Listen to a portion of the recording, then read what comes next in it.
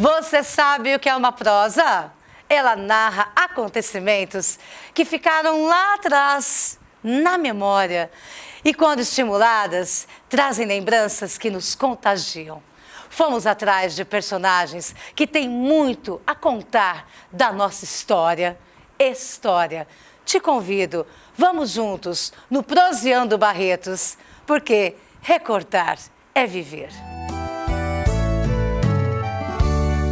Hermes Carlos dos Santos, mais conhecido por Tim. Idade? 63,4. Vou fazer 64. Você tem uma passagem pelo Estrela há quantos anos?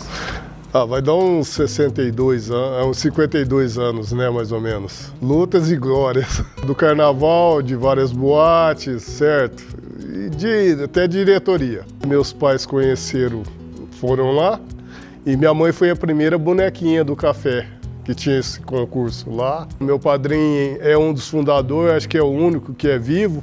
Ele se chama Reinaldo dos Santos. Comecei a participar dos desfiles do Estrela, eu tinha 8 anos de idade, certo?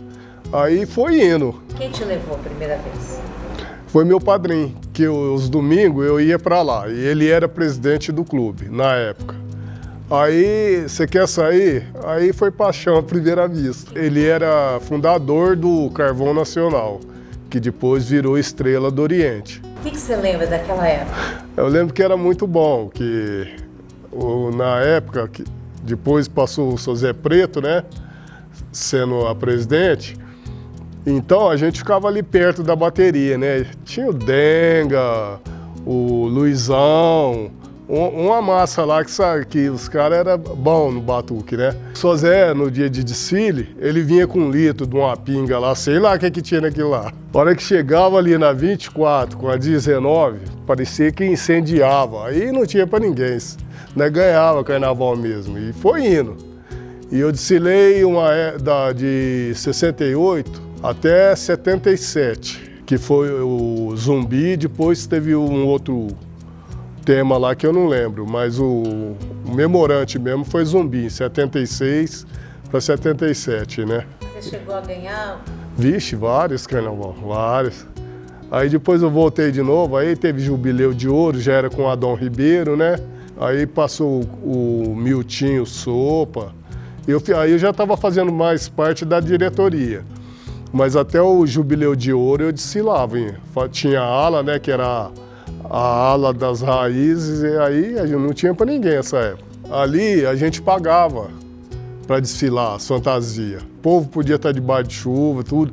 Enquanto Estrela não desfilasse, ninguém arredava o pé das arquibancadas. Só teve uma escola que ganhou. Acho que foi até o primeiro ano que eu saí, o Zé do Patrocínio, de Bebedouro. Foi a única escola que conseguiu vencer o Estrela. Eles vieram de lá, estava bem e venceu. Mas aqui em Barretos não tinha para ninguém. O Estrela já teve suas crises? Teve e tem, né? Principalmente na atualidade. Teve suas crises, mas naquela época também tinha o finado Dr. Suzuki, ele tinha um peso. Ele era conselheiro, então ele levava para os demais colegas dele, que ele conhecia, eles faziam um livro de ouro, né? Então o pessoal assinava e o pessoal ajudava o Estrela. A cidade em si gostava, certo? Porque era uma coisa que via resultado. Foi financiado o terreno ali, tudo, até pagar, e teve essas dificuldades, sim. O tio já chorou na avenida? De alegria e emoção.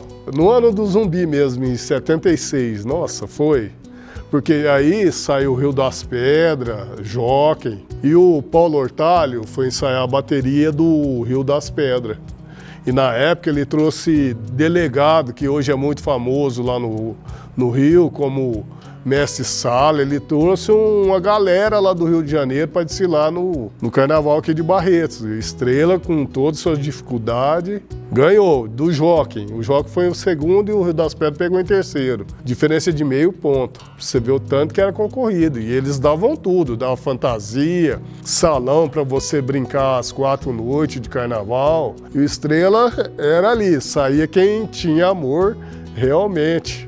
Era muito prazeroso. A gente via os pais fazendo, né, aquilo, desfilar com amor e tal. Então a gente ia também e gostava. Não tinha aquela ambição de ir para outro clube nem nada.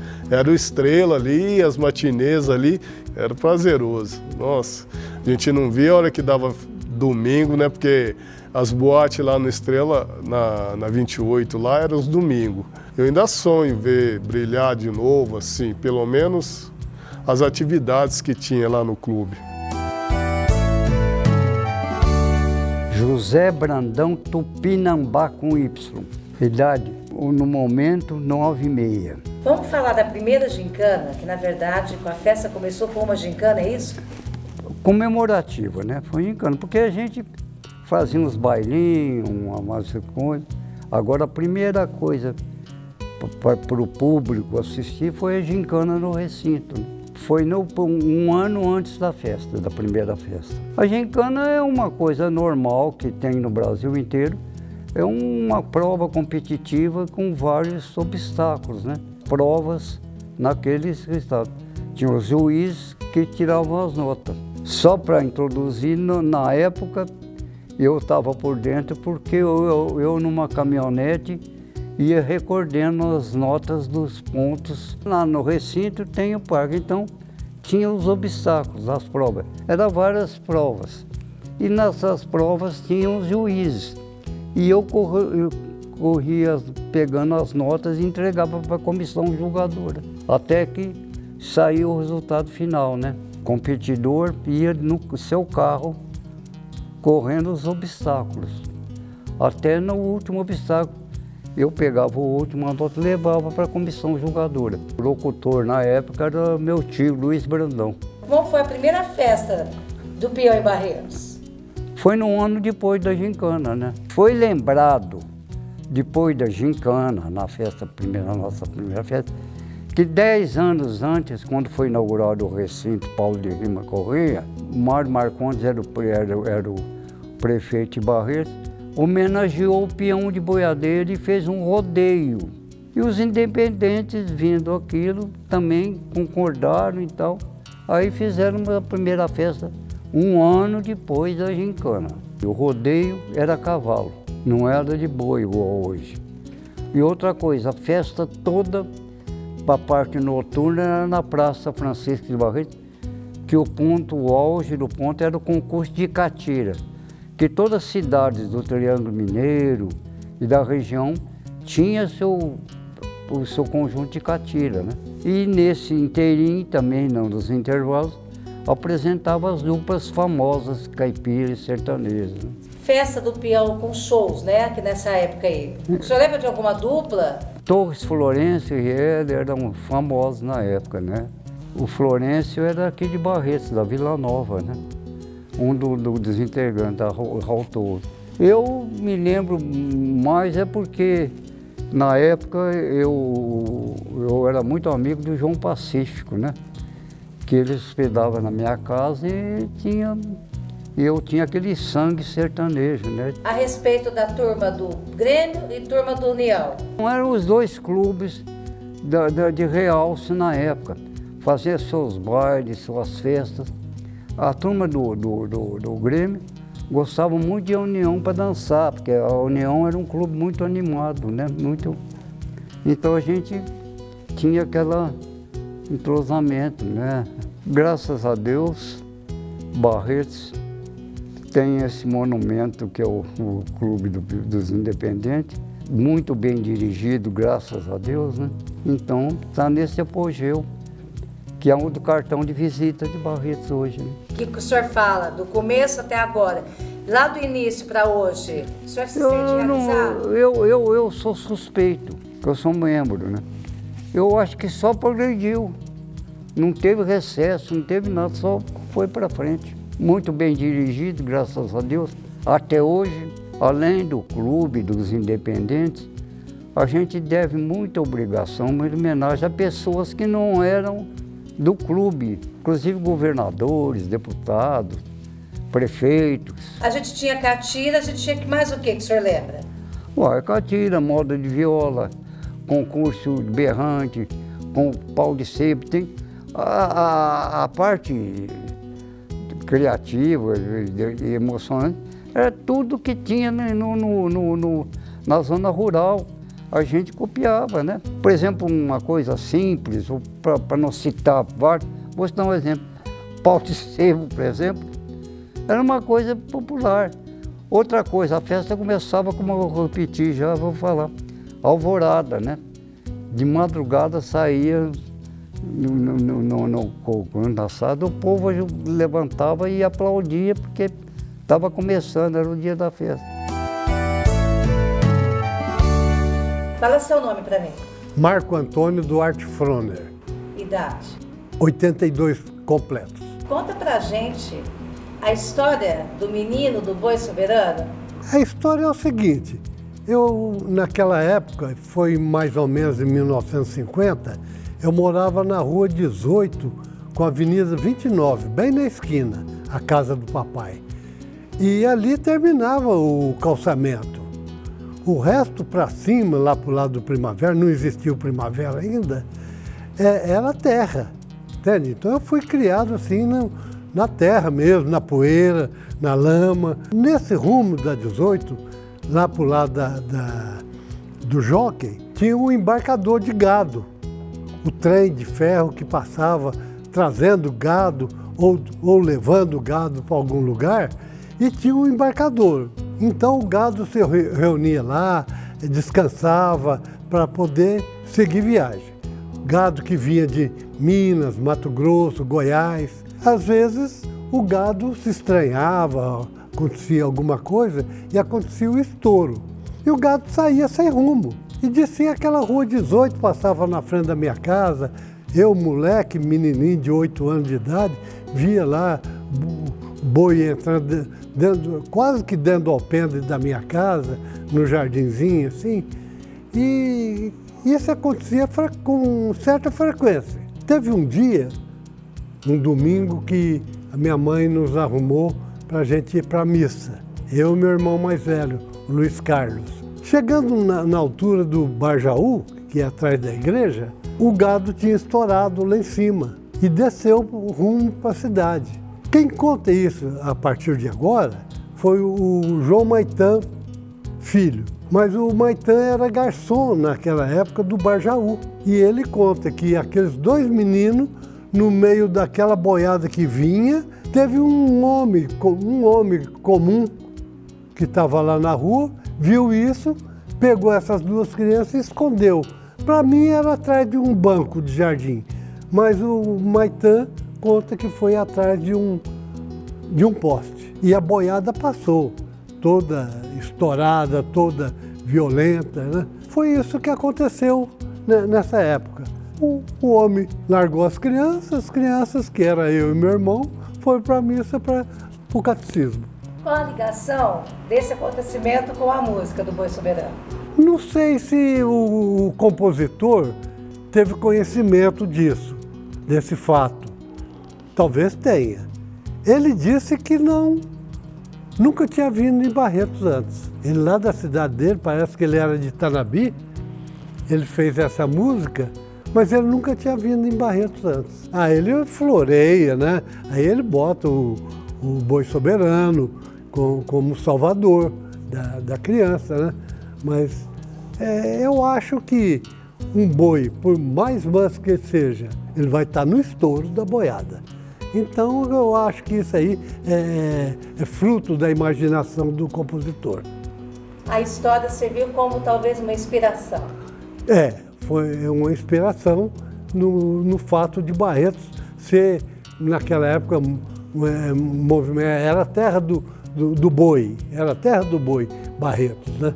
Então eu creio que foi isso, mais ou menos isso. Há uns tempos atrás, quando o Paulo Belmiro ainda estava vivo, ele trabalhava em rádio, parece que televisão, essas coisas, aconteceu de ter um estouro de boiada no Minerva. E o gado desceu e foi ali nas imediações da Praça Francisco Barreto. Então foi quando ele despertou isso e ele descobriu que eu tinha participado de um acontecimento igual em 1950. E ele veio, me entrevistou, conversou comigo, com meu irmão, e daí surgiu essa hipótese que tenha sido nós, os meninos que estavam no estouro da boiada. Então foi quando ele despertou isso e ele descobriu que eu tinha participado de um acontecimento igual, e ele veio, me entrevistou, conversou comigo, com meu irmão, e daí surgiu essa hipótese que tenha sido nós, os meninos que estavam no estouro da boiada. E saber que essa história pode ter inspirado uma canção tão bonita e tão... Pois é, que coisa linda, né?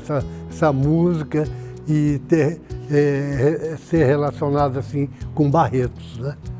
Quer dizer, isso é muito importante e é muito bacana também, né? Talvez eu seja um menino do Boi Soberano. Meu nome é José Mesquita. Qual a idade? Hoje eu estou com 70. O bairro do Frigorífico, né? Foi um grande bairro da cidade, trouxe muita prosperidade, trouxe muita riqueza, uma economia muito boa. Foi um grande presente que Barreto recebeu naquele tempo, né? Primeiramente, vamos começar com a chegada da estrada de ferro a Barreto, em 1909, que é 25 de maio. E daí depois começou a construção do frigorífico, o primeiro, né, da América do Sul, da América Latina, que é o frigorífico Companhia de Frigorífico Agro Pastoril, que era sob o comando do conselheiro Antônio Prado. Ele é proprietário da indústria. Então foi inaugurado em abril de 1913. O primeiro frigorífico do país em gênero de carne e derivados. Permaneceu até 1923, quando a Brazilian Meat Company da Inglaterra, que era os ingleses, já estava aqui no Brasil desde 1913, comprou do conselheiro. Aí comprou, aí logo depois passou a ser chamado S.A. Frigorífico Anglo, entendeu? Então o primeiro foi a Pastoril, o primeiro. O segundo foi depois o conselheiro Antônio Prado, vendeu para os ingleses e passou a se chamar S.A. Frigorífico Anglo em 1924, em agosto. Mas aí o Frigorífico Anglo deixou um legado muito grande para Barretos. Você vê, todo mundo, trabalhadores, eram de Barretos, iam trabalhar no Frigorífico Anglo. Tinha emprego para todo mundo naquela época. Todo mundo, não tinha desemprego em Barretos. Com o Frigorífico Anglo era uma potência, né? Então o Frigorífico Anglo deixou um legado muito importante para Barretos. E meus pais trabalhou, eu trabalhei, morei lá, vivi lá, entendeu? Lá a gente tinha muito conforto, tinha uma vida boa, a gente tinha do bom e do melhor, né? E quando eram os ingleses, eles doavam terra, a gente plantava, cultivava, entendeu? E lá eu acho que minha infância, minha juventude, para mim foi um grande berço, para mim, um grande lugar. Me deixou muita saudade, até hoje ainda tenho saudade. Quantas colônias? Então, o frigorífico, ali a gente costuma falar que o frigorífico era comumente chamado de Vila Operária, porque era só as residências que tinha ali, era só dos trabalhadores, né? Era uma cidade dentro de Barretos. Ali nós tínhamos uma colônia, São Paulo, Avenida, onde que eu morei, nasci, não, Avenida Colina, onde que eu nasci, ela chamava Colônia do Sapo, porque tinha as colônias, tinha apelido. Tinha a Avenida São Paulo, Avenida Central, que era a principal, né? É onde que moravam os chefes encarregados de seção. Tinha a Avenida Campinas, a Paulista, tinha a Rua Barretos, a Travessa Federal, que era dos ingleses, que era a Vila Inglesa, que era exclusivamente para a moradia dos ingleses, executivos da Anglo, né?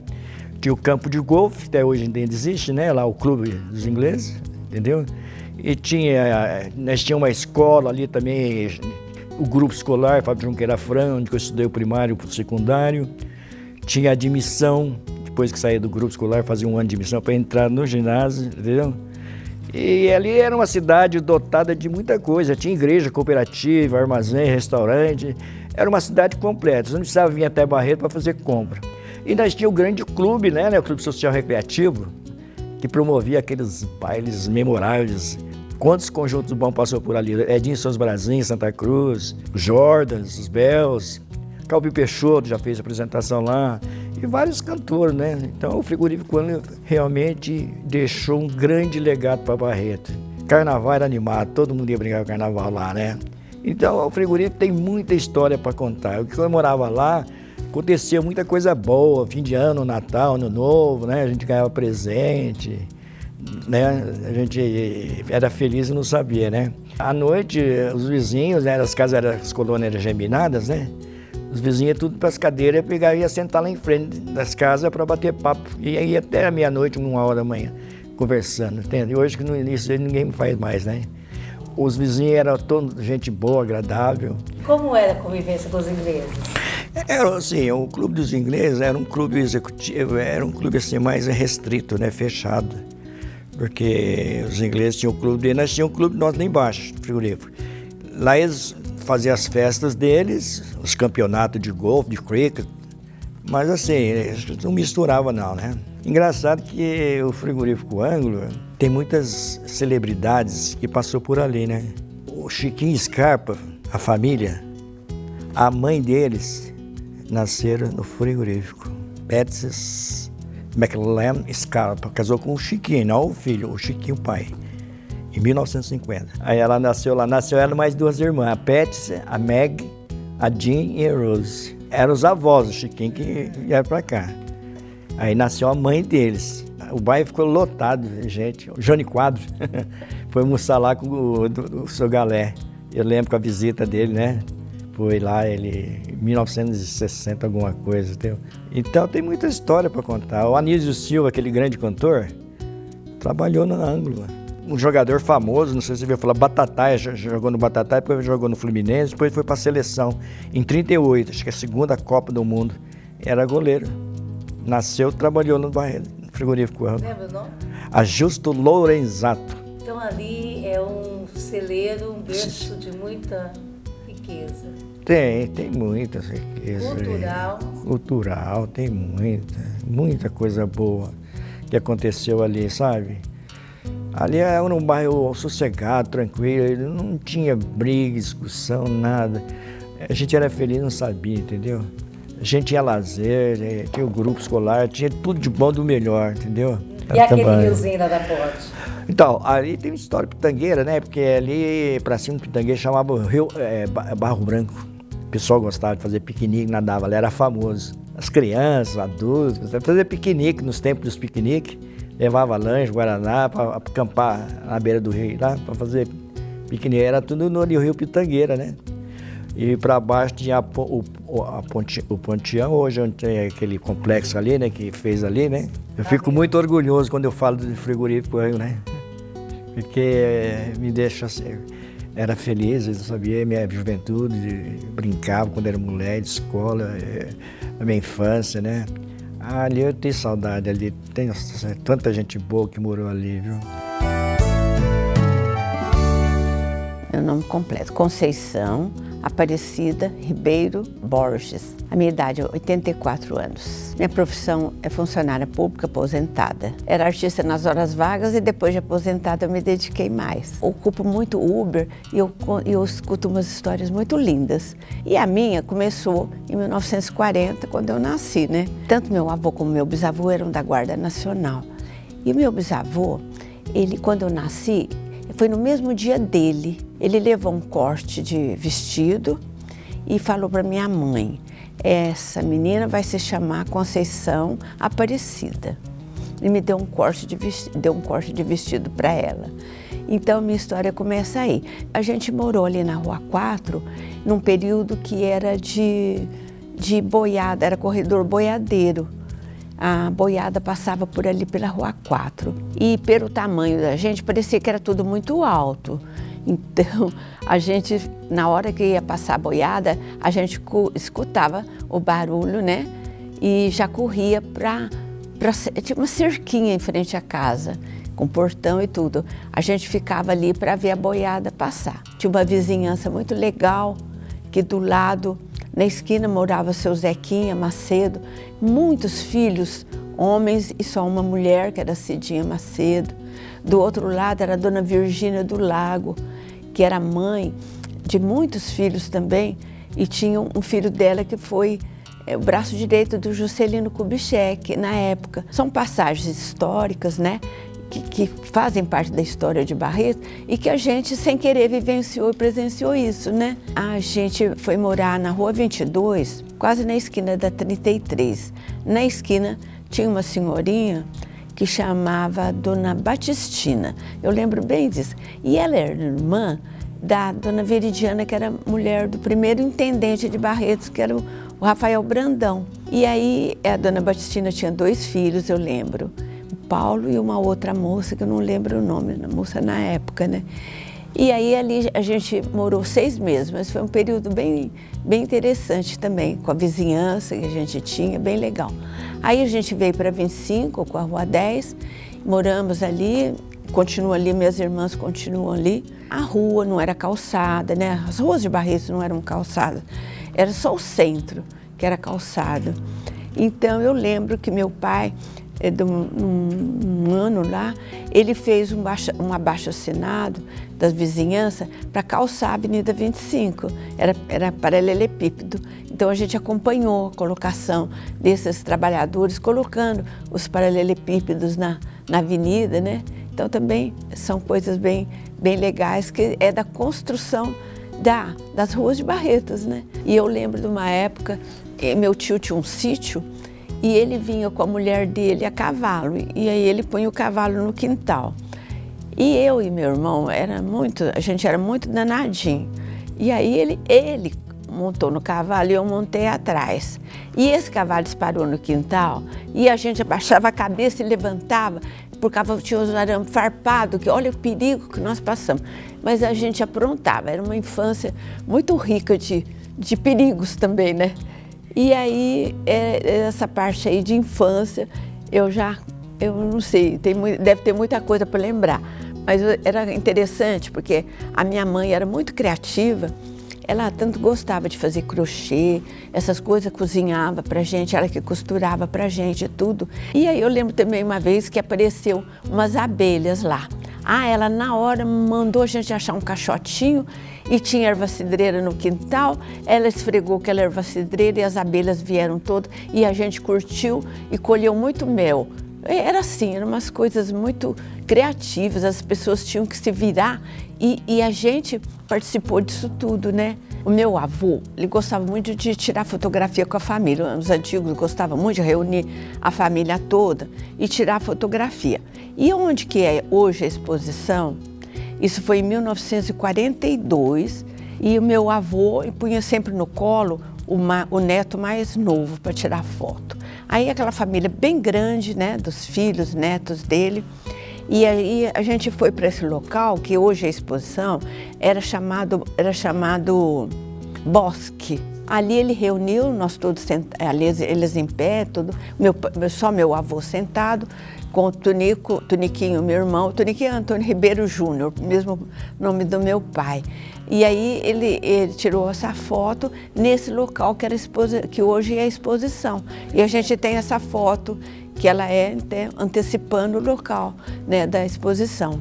E quando foi a inauguração em 45, né, acho que foi em março de 45, eu lembro que nós fomos nessa inauguração da exposição. Do recinto? Do recinto. A gente fala exposição, mas é recinto Paulo de Lima Correia, né? Antes ali, a gente falava exposição.